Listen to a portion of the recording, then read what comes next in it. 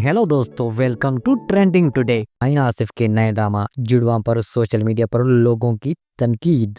Pakistani drama industry की नौजवान और उभरती हुई अदाकारा आईना आसिफ हालिया दिनों में सोशल मीडिया पर सार्फिन की तवज्जो का मरकज बनी हुई हैं।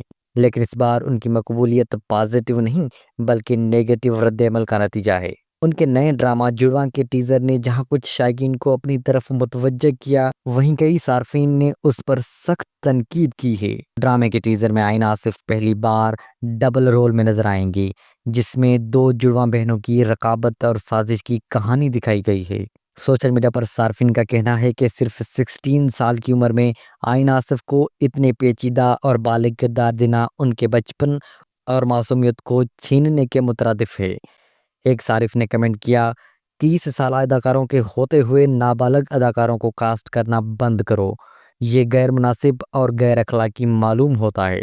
क्रिटिक्स का एक ग्रुप ये दावा भी कर रहा है कि जुड़वां दर हकीकत भारतीय ड्रामे इश्क में मर जावा की कापी मालूम होता है, जिसने शायकीन को मायूस किया है।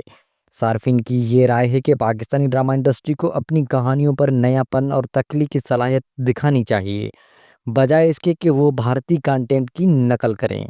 आईना आसिफ, जिन्होंने ड्रामा सीरियल बेबी बाजी और मायरी के जरिए शोहरत हासिल की, अपने नए प्रोजेक्ट्स के साथ कामयाबी की तरफ बढ़ रही हैं।